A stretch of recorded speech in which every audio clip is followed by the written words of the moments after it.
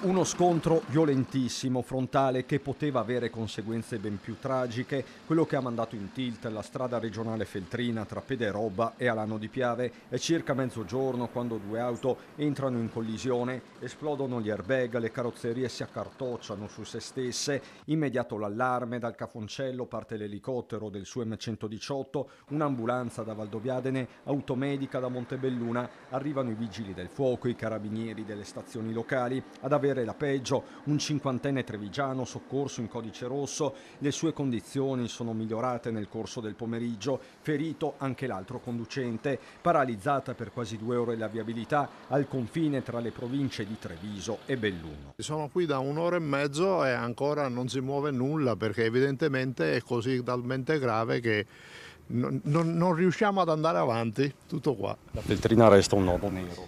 Sicuro, sempre, purtroppo è così. Questa credo che sia la strada più trafficata che abbiamo nel Veneto. Poco prima delle 14 la riapertura in entrambi i sensi di marcia dopo i rilievi di legge affidati ai carabinieri. Un copione che troppo spesso si ripete da queste parti, come ben sa Loris Gregolon, titolare dell'Osteria Il Pescatore, ultimo baluardo della marca prima di Fener. È un'opinione mia ma anche di tanti clienti che secondo me qualche autovelox posto in altre postazioni piuttosto di dove è ora non farebbe male, perché veramente assistiamo anche a sorpassi che spesso e volentieri potrebbero portare a, come oggi, dopo non so la dinamica ovviamente, ma a situazioni tragiche. C'è poi una questione infrastrutturale relativa alla viabilità secondaria e alternativa. Lo stesso Gregolon va dritto al punto. Penso alla strada che porta a Biolino e Vidor,